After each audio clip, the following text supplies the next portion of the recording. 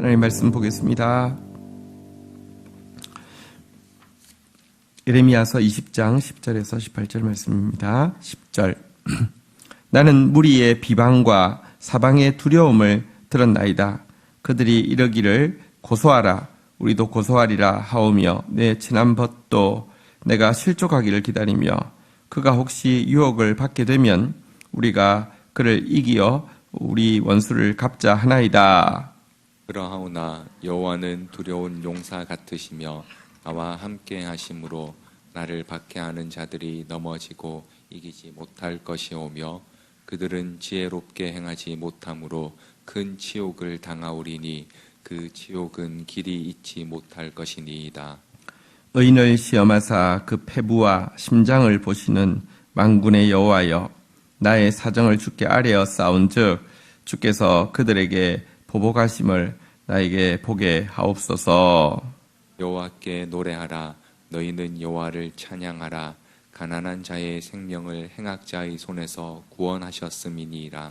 내 생일이 저주를 받았다면 나의 어머니가 나를 낳던 날이 복이 없었더라면 나의 아버지에게 소식을 전하여 이르기를 당신이 등남하였다 하여 아버지를 즐겁게 하던 자가 저주를 받았다면 그 사람은 여호와께서 무너뜨리시고 후회하시지 아니한 성읍같이 되었다면 그가 아침에는 부르짖는 소리 낮에는 떠드는 소리를 듣게 하였다면 좋을 뻔하였나니 이는 그가 나를 태에서 죽이지 아니하셨으며 나의 어머니를 내 무덤이 되지 않게 하셨으며 그의 배가 부른 채로 항상 잊지 않게 하신 까닭이로다. 18절 같이 읽겠습니다. 시작. 어찌하여 내가 태에서 나와서 고생과 슬픔을 보며 나의 나를 부끄러움으로 보내는고 하니라.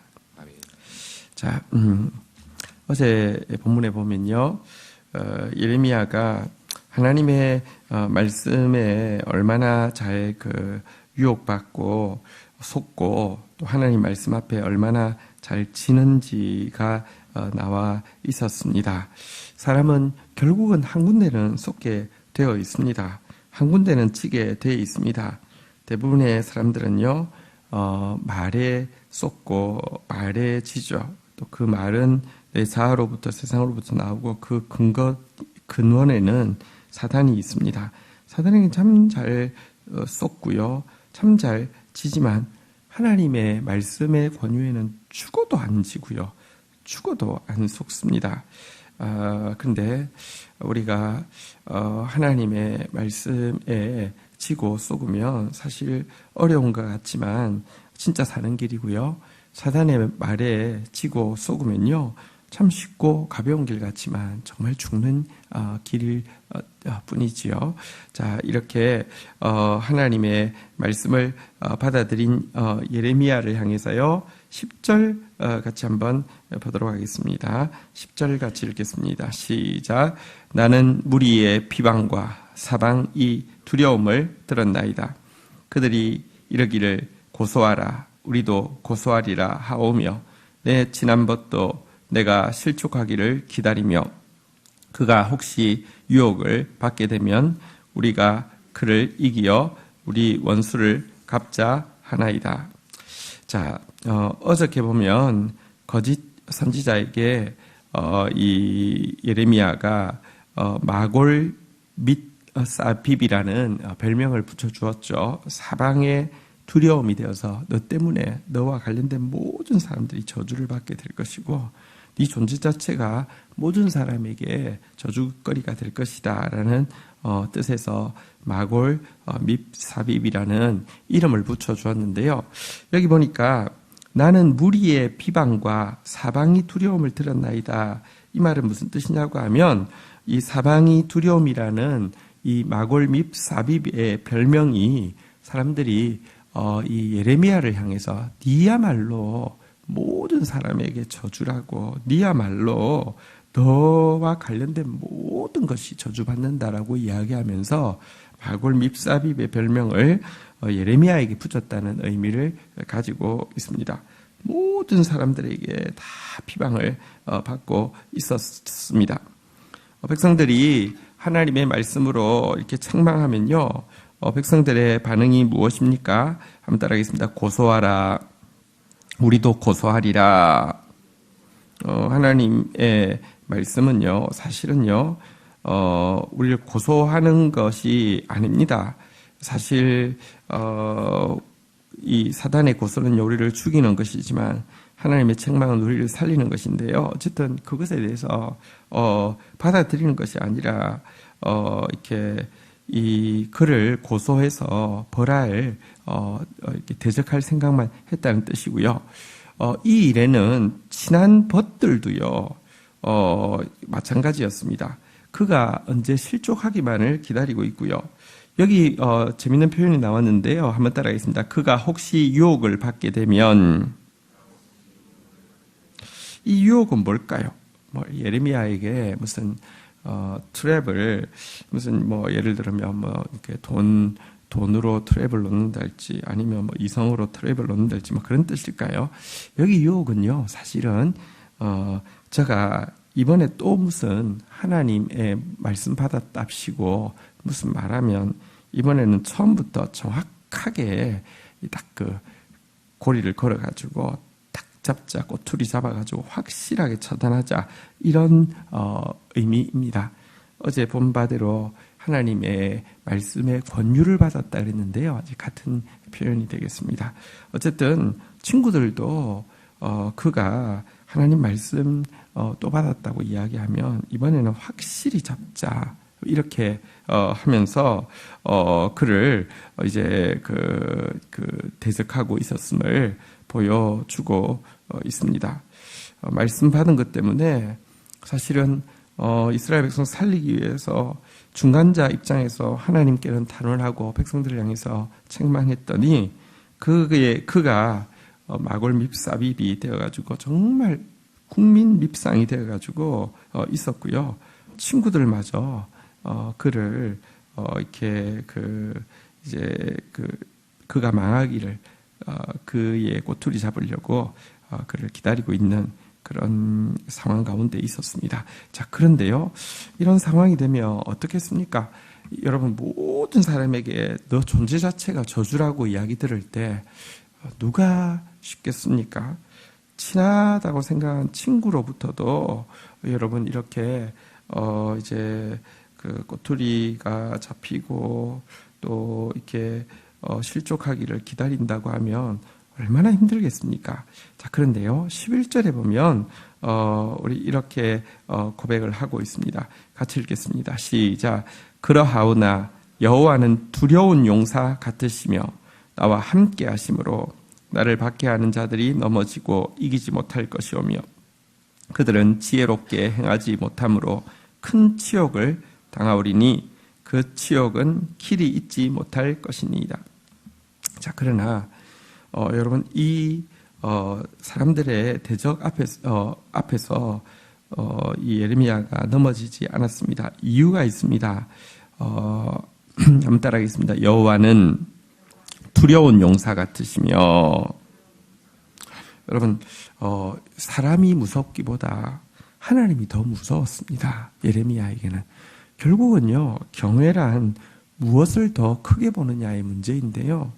사람의 비방이, 사람이 그를 향해서 너는 마골 밉사비비라고 막 이렇게 국민 밉상이라고 이렇게 이야기하고 친구들마저 그를 실족하기만을 기다리고 꼬투리 잡으려고 하고 있지만 그게 두려운 게 아니라 여호와가 그에게 훨씬 더 두려웠습니다. 여호와가 훨씬 더 크고 경외의 대상이 되었습니다.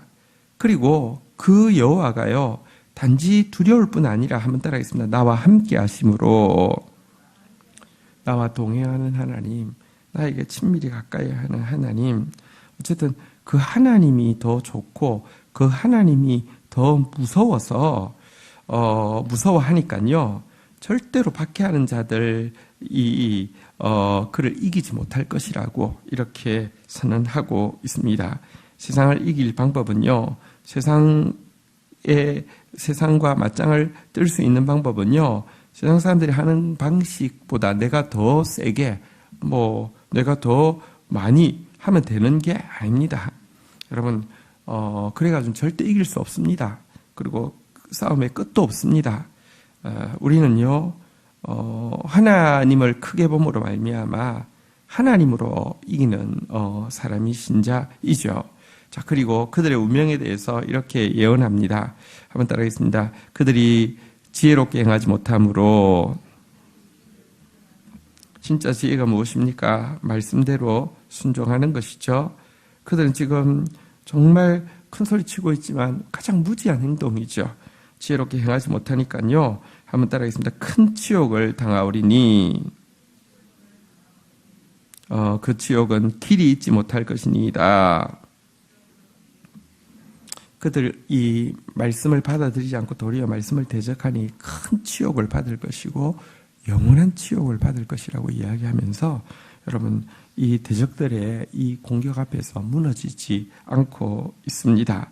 자, 그러면서 또 하나님에 대해서 이렇게 찬양까지 하고 있습니다. 12절 같이 읽겠습니다. 시작. 의인을 시험하사 그 패부와 심장을 보시는 만군의 여호와여, 나의 사정을 주께 아뢰어 싸운즉 주께서 그들에게 보복하심을 나에게 보게 하옵소서. 자, 하나님을 무엇이라고 고백하느냐 한번 따라하겠습니다. 의인을 시험하사 패부와 심장을 보시는 여호와여. 자, 여기 보면 의인을 시험한다라고 되어 있는데요. 여러분, 여기 시험한다는 뜻은 보십시오. 사단은요, 시험하는데 유혹하는 것이죠. 유혹해서 망하게 하려고요.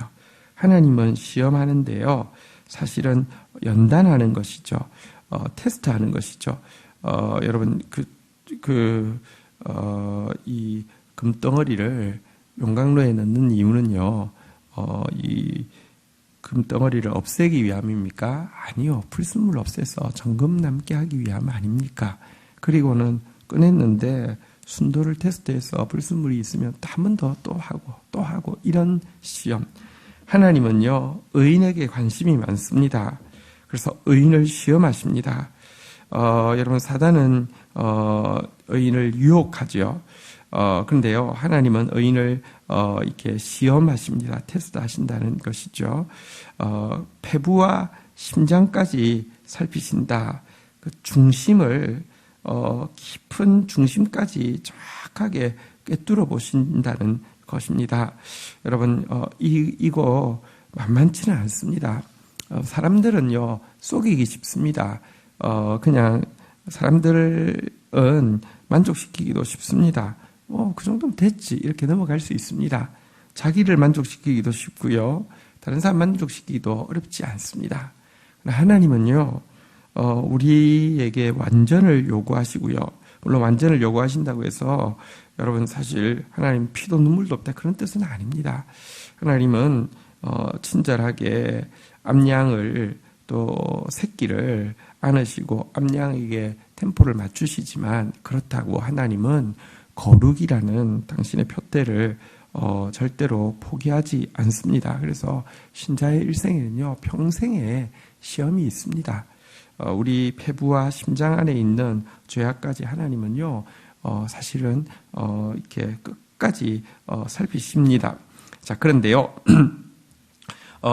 그 하나님이 사실은 참 어떻게 보면 나는 그냥 적당한 선에서 멈추고 싶고, 나는 그냥 적당한 선에서 만족하고 싶고, 나는 그래서 적당한 선에서 자화자찬을 받고 싶은데 하나님 포기하지 않기 때문에 참 만만치 않지만, 여러분, 이것이 진짜 축복입니다.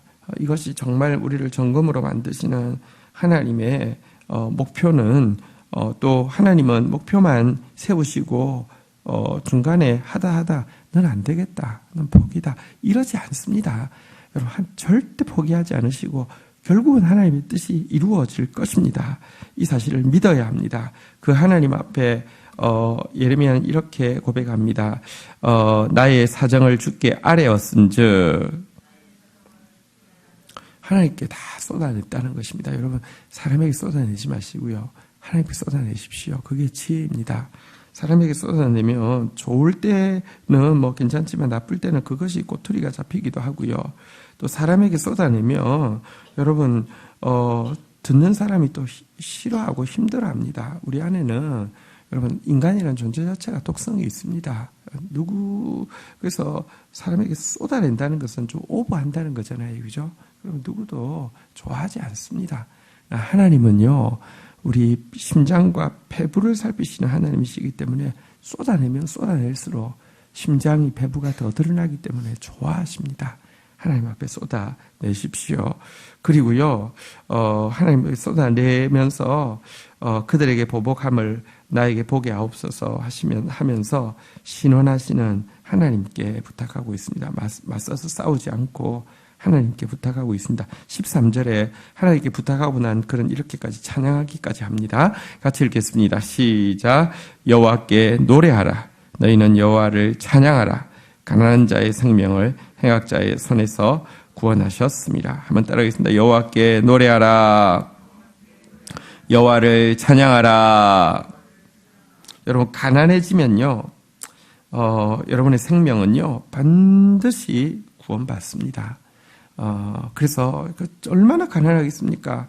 모든 백성이 그를 저주의 표상으로 여기는데, 여러분 친한 친구들도 그가 망하기만을 기다리는데 얼마나 여러분들 가난하겠습니까? 그러나 여러분 그 가난함이 여호와의 구원이 진짜 미치게 하는 것입니다. 하나님은 가난한 자를 절대로 행악자의 손에 넘기지 않습니다.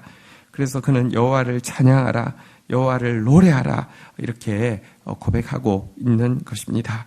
참 이처럼 여러분 이 대적들의 공격 앞에서 여러분 잘 넘겼는데요. 자, 그런데 잘 넘겨서 역시 다르다, 하나님의 사람이 다르다 이렇게 생각할 수 있겠지만 꼭 그런 건 아닙니다. 자, 우리 14절부터 보면요, 우리 14절 15절 우리 교독하겠습니다. 내 생일이 저주를 받았다면, 나의 어머니가 나를 낳던 날이 복이 없었더라면, 나의 아버지에게 소식을 전하여 이르기를 당신이 등남하였다 하여 아버지를 즐겁게 하던 자가 저주를 받았다면. 네. 자, 근데요, 믿음으로 찬양했다고 해서 그에게 슬픔이, 그에게 탄식이 완전히 사라져버리는 것은 아닙니다. 하나님 앞에서 찬양했는데요, 현실에 들어가 보십시오. 똑같습니다. 정말 만만치 않습니다. 이 시간이 짧지 않습니다. 자, 그러니 여러분 그가 자신의 사명에 대해서 너무너무 지금 무거워합니다. 우리에게는 무슨 사명이 있습니까? 첫 번째는요, 나 자신이 불순물들이 빠지고 점검처럼 되어가는 것, 이거 자체가 우리의 사명입니다. 여러분, 큰 일은 밖에 하는 게 아니라 내 안에 하는 것이 큰 일입니다. 그리고 또 그 다음에 그와 더불어서 이 일 하게 하기 위해서 또 우리에게 또 맡겨주신 일들이 있습니다. 여러분, 우리에게 맡겨주신 직분은요, 솔직히 말하면 남을 위한 게 아니라 자기를 위한 것입니다. 그걸 감당하고 있어야지만 첫 번째 사명, 곧 나의 거룩을 이루어가는 하나님의 시험 앞에서, 폐부와 심장을 꿰뚫어 보시는 하나님의 시험 앞에서 가난해지는 그 시간을 가질 수 있기 때문입니다. 그런데 예레미야 같은 경우는 그의 사명이 무엇이었습니까? 백성들에게 파괴하고 파멸하고 뽑고 무너뜨린 후에 심고 세우고 건설되어질 것이라는 메시지를 전해야 하는데요, 하는 것이 그의 사명이었는데요. 이 메시지 전하는 것에 대해서 여러분들 너무너무 고통을 겪고 있었죠. 지금 위에 본 바대로 백성들로부터 온갖 조롱과 이렇게 살이와 미움을 다 받고 있었죠. 하나님을 찬양하기는 했지만요, 무엇이라고 지금 고백합니까? 내 생일이 저주를 받았으면 좋았겠다. 내가 그러니까 태어난 날이 저주를 받았으면, 어머니가 나를 낳던 날이 복이 없었으면 하면서 자기 생일을 저주하고요. 그 다음에 15절에 보니까 아버지에게 그 소식을 전하던 사람 등남하였습니다 하고 소식을 전하는 사람 누구겠습니까? 산파나 아니면 뭐 이렇게 심부름하는 그 사람이 저주를 받았더라면 얼마나 좋았을까. 이렇게 고백을 하고 있습니다. 여러분, 사실은 생일 날짜를 저주하고 또 그 소식을 전한 사람을 저주하는 것은 직접 어머니를 저주하거나 아버지를 저주하는 것은 율법에 금지하고 있기 때문에 율법을 범하는 것이기 때문에 그렇게는 할 수 없지만 어쨌든 얼마나 괴로웠으며 자기 태어나는 날을 자기 태어남에 대한 소식을 전한 사람을 저주하기까지 하겠습니까? 너무너무 고통스러워하는 표현이지요. 자, 16절, 17절 우리 교독을 하도록 하겠습니다. 그 사람은 여호와께서 무너뜨리시고 후회하지 아니하신 성읍같이 되었더라면 16절 잘못됐습니까? 아직 덜 끝났군요. 네. 그가 아침에는 부르짖는 소리, 낮에는 떠드는 소리를 듣게 하였다면, 좋을 뻔 하였나니. 그가 나를 태에서 죽이지 아니하셨으며, 나의 어머니를 내 무덤이 되지 않게 하셨으며, 그의 배가 부른 채로 항상 잊지 않게 하신 까닭이로다. 네. 여기 있는 표현이 조금 애매하고 어렵게 되어 있는데요.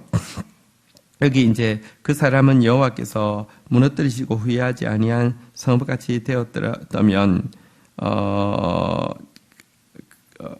이 표현, 또 그가 아침에는 부르짖는 소리, 낮에는 떠드는 소리를 듣게 하였다면, 이 표현은요, 지금 이제 자기 이야기인데요. 자기가 아침부터 이렇게 자기를 향해서 떠들고 욕하는 무리들의 소리를 듣게 되고 백성들의 저주를 받게 된다, 그런 의미입니다. 조금 그 주어와 또 지금 그 내용이 앞부분하고 그러니까 조금 애매하게 돼 있는데요. 어쨌든 자기가 아침부터 자기를 향해서 떠들고 욕하는 무리들의 소리를 듣게 되고 저주하는 소리를 듣게 되는데 그 이유가 무엇이냐? 우리 이제 17절에 보는 대로요. 하나님께서 나를 태에서 죽이지 않고 태어나게 했고 어머니의 뱃속이 내 무덤이 되지 않고 태어나게 했고 어머니가 배가 부른 채로 항상 있었으면 차라리 땅에는 안 나왔는데 그게 그냥 배가 쑥 꺼지고 내가 밖에 나왔기 때문에 이 지경이 되었습니다. 라고 지금 고통스러워하는 내용입니다. 19절도 마찬가지인데요. 같이 한번 읽도록 하겠습니다. 시작.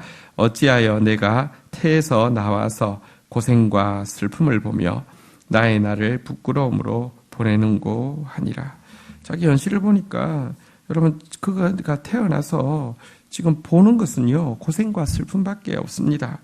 진짜 매일매일이 백성들로부터 조롱과 수치와 미움과 부끄러움 가운데 이렇게 보내야 하는 자신에 대해서 탄식하고 있습니다. 자, 그런데요, 이 탄식에 대해서 하나님은 무엇이라고 대답하십니까? 사실은 오늘 내용은 이것으로 끝나고 있습니다. 다시 말하면 어떤 답도 없습니다.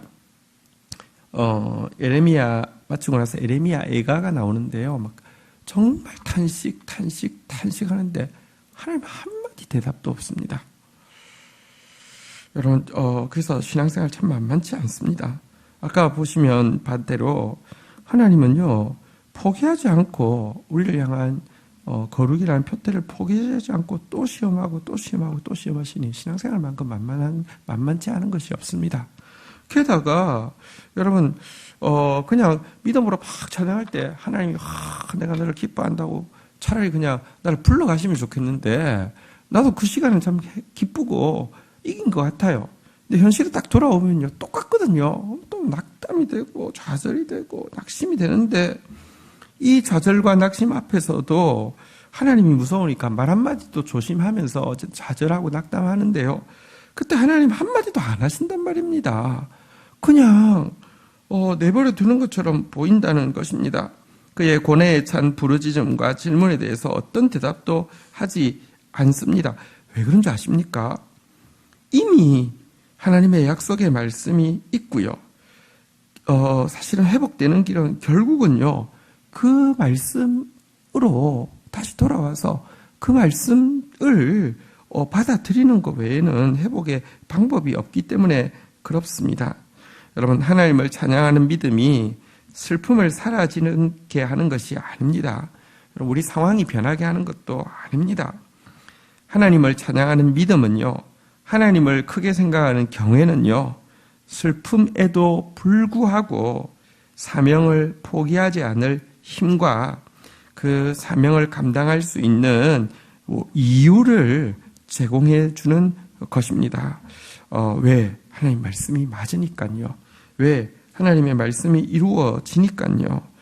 어쨌든 여러분, 성화의 과정은 지난한 과정입니다. 그래서 참 쉽지 않습니다. 근데 생각해 보십시오. 어려운 게 곧 나쁜 것은 아니잖아요. 우리 알고 있잖아요. 뭐 이렇게 TV 홈쇼핑이든지 뭐 요즘은 뭐 거리에서는 그렇게 찾기는 힘들지만 거리에서 뭐 공짜, 무료 막 근데 공짜라고 하는데 혜택은 너무 많아. 뭐 이것도 주고 저것도 주고 이것도 주고 저것도 주고. 여러분, 그래서 혹하지만 해보고 나면 항상 후회하잖아요. 그죠? 근데 어려운 것은요, 가치 있는 것일 경우가 대부분이잖아요. 그죠? 근데 진짜 영원한 나의 기업이 되어질 내가 바뀌는 이 과정, 이것이 신앙의 핵심입니다. 예수 믿으면 복 받는 게 신앙이 아닙니다. 예수 믿으면요, 손 대는 것마다 일이 잘 돼가지고 기껏 그래서 복이라는 게 뭡니까? 뭐 이렇게 돈 생기는 거죠. 돈은 하나님 앞에 지극히 작은 것입니다. 제일 큰 것은 나의 존재입니다. 소유가 아닙니다.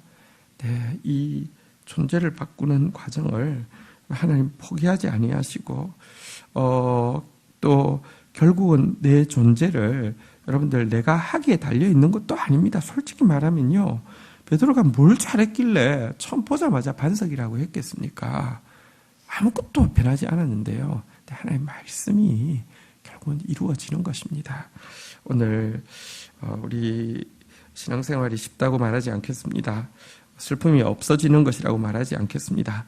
그러나 슬픔에도 불구하고 여러분들 성화의 사명 감당할 수 있는 충분한 힘을 하나님께서는 주실 것이고요. 충분한 이유를 또 하나님께서는 우리에게 제공하실 것입니다. 이거 붙잡고 또 이 싸움을 예레미야처럼 버텨내고 견뎌내고 감당하고 승리하는 저와 여러분 되시기를 축복합니다. 주신 말씀 붙잡고 우리 주님 앞에 나아가 기도하는 시간 가지도록 하겠습니다. 함께 기도하시겠습니다. 하나님 감사합니다. 오늘 또 말씀으로 우리에게 또 격려하시고 말씀으로 또 우리를 도전하여 주셔서 감사합니다. 오늘도 말씀에 유혹받는 자 되어지게 하여 주시고 오늘도 하나님을 더 경외하는 자 되어지게 하여 주시고 오늘도 우리를 거룩의 표대를 향하여서 단련하시는 하나님의 손에 우리를 기꺼이 올려드리는 자 되어지게 하여 주시고 하나님을 찬양하는 자 되어지게 하여 주시며 많은 슬픔과 탄식에도 불구하고 하나님 성화의 여정을 포기하지 아니하며 결국은 우리를 통하여서 생명의 왕노릇이 이루어지게 될 그 주의 축복된 부르심을 신실하게 바라보는 저희들 되어질 수 있도록 인도하여 주옵소서. 예수 그리스도의 이름으로 기도 올립니다. 아멘.